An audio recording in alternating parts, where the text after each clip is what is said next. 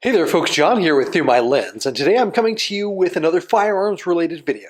Today we're going to be looking at the Armory Craft dual adjustable trigger for the SIG P320 platform. But before I do that, I'd like to talk a little bit about Armory Craft and the principal behind the company, Milos Klajkow. Now Milos and I go back some years. We both were fixtures in the luxury wristwatch online community going back to the early to mid 2000 time frame. Rolex watches have been a passion of mine for a long time. A lot of people notice that they see me wearing them when I'm doing review videos. They see me wearing them on the range, and I used to have really a career in the luxury wristwatch industry. Did a lot of freelance writing and photography for all the major publications that cover the luxury wristwatch industry. But Rolex was always a passion of mine, as it was for Milos. And he was a major collector and enthusiast of Rolex watches. And Milos' story is just fascinating. Milos immigrated to the United States when he was much younger, I think sometime in the 1980s. Really escaped some of the things that were happening in his country and immigrated legally here, and he now has his U.S. citizenship. Really just a rags to riches kind of a story. An American story, which is what I really admire about Milos. When he got here, he went to school, he learned English, went to college, and always had a very entrepreneurial bent. And he has started a number of businesses in his career. And the guy is just, whatever he does, he's all in. He was all in before all in was a thing. And whether it's something that he does for fun, like watches or firearms, or other business pursuits, he is just such a tenacious kind of a guy. He's going to be successful at whatever he does. Probably about the 2012 time frame, my interest started shifting away from luxury wristwatches and just out of boredom, really, and I started getting into other things. We'll flash forward to when I started doing competitive shooting, started getting more into SIG firearms. I started hearing this Armory Craft name. I was just, what a small world for me to discover that Milos, it's actually Milos' company. And we were able to reconnect both online, and I saw Milos again for the first time in several years. We met up at the NRA annual meeting last year, and it was just great to see him. But Milos has become a SIG enthusiast, a firearms enthusiast for sure, but he loves high-end, particularly the German hammer-fired SIGs, CZs as well, but he has a real affinity for the higher-end SIGs, and he has started making aftermarket parts for a number of SIG platforms, and most recently he started making some for the striker-fired P320 platform. And I, full disclosure here, I had placed an order and paid the money to get one of these triggers because I wanted to give it a try. I wanted to see what it was like. And Milos saw the order and connected with me and said, "Hey, if you're willing to do a video and talk about it, I'd be happy to just send one for you for review." So, and it wasn't necessarily because Milos was looking for me to say good things about his trigger. We just know each other and have known each other for a number of years, and he knows that I can put together a pretty good production quality video that would highlight what is a good product. So let's talk a little bit more about the actual trigger. So this is my Legion, my P320 X5 Legion. The Armory Craft SIG P320 dual adjustable trigger will fit in any P320 variant, and we know there are quite a few of those. you're going to get more of an advantage on the trigger pull weight from a non-X5.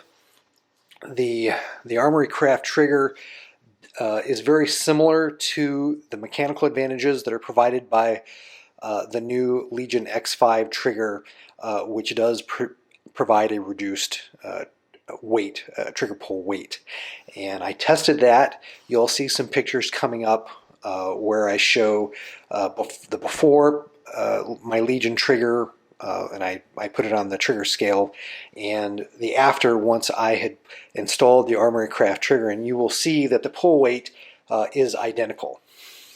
And that's a tremendous advantage for anyone who doesn't own an X5. Without doing anything else to the trigger, you've got about a 30% reduction in trigger pull weight. So that's a tremendous advantage right there. For the X5 user, I didn't purchase it for the trigger pull weight. Obviously, I'm not getting any advantage there. It is a nicer trigger.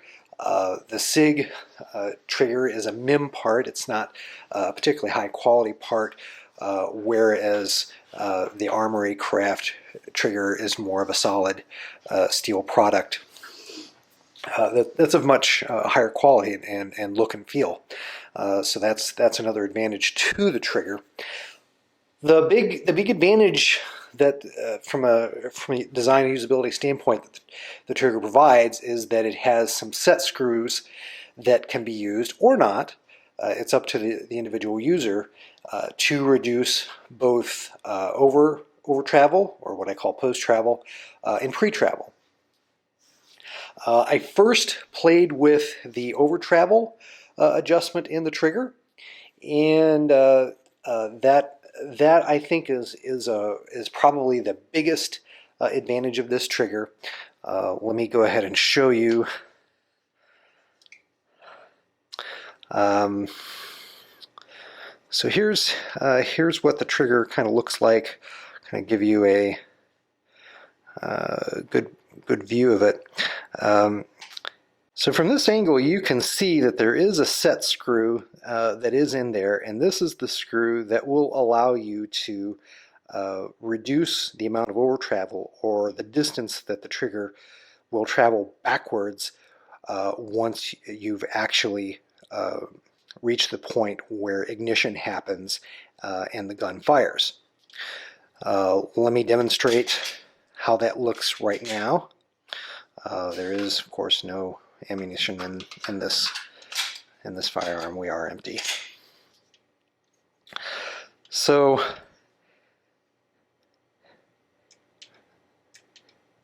right here, I'm at the point where if I come back any further, the striker will fall, and you will see just how much further back, once the click happens, that the trigger travels, which is very, very little. Here's reset. Got a nice reduced reset.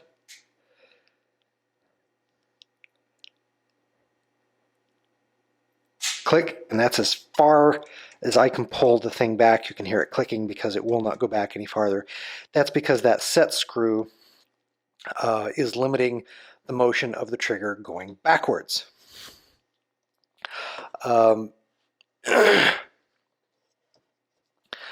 Now, I use this particular setup for competition. Armory Craft will tell you that they don't recommend using the adjustment screws in the trigger on any firearm that you would use for defensive purposes. The reason being is the screw introduces an element that can cause a malfunction.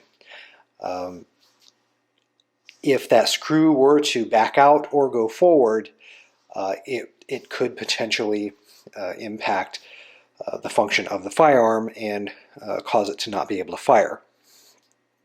So the adjustments for both pre and post travel are more recommended for a gun like this, for competition, or for a gun that you just want to take to the range and plink and play with it and see just how nice you can get that trigger. I was a little bit conservative with my adjustment. That screw, you can you can continue to screw that in and then put the fire control group back in the gun and play with it. You can get it right to the edge and right to where the gun won't function, and then back it out just a little bit, and you can get right on that edge if you want to of finding where the limit of providing that adjustment is to provide the optimal feel for the trigger pull. I didn't go quite that close. I found where the trigger would fail, and I came out quite a bit. The other key thing to do here when you do use either the pre or post travel adjustment screw is to use Loctite. Find where you want your screws to be, play with it, find them, back them out. I actually dipped my entire screw for the post travel or the over travel screw in Loctite, and then put it back in there. Let it dry, ideally for 24 hours, and then it is highly unlikely that that screw is going to back out with blue Loctite in there. It doesn't mean that the screw can never be removed. You can, using force, remove it. And what I will probably do in my competition gun is, assuming I don't have any problem over the season, at the end of the shooting season, the end of the shooting year, I will probably go ahead and back it out, readjust it to make sure it's where it needs to be, and put new Loctite on it for the new year, just to be on the safe side.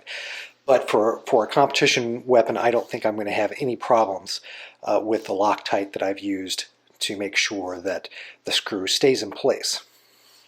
I did play with the pre-travel trigger or adjustment screw on the trigger, and again, the pre-travel is the amount of travel that the trigger experiences before you hit the wall of ignition for the striker. The pre-travel screw will reduce the amount of travel that you see here by about 50%, which is impressive. I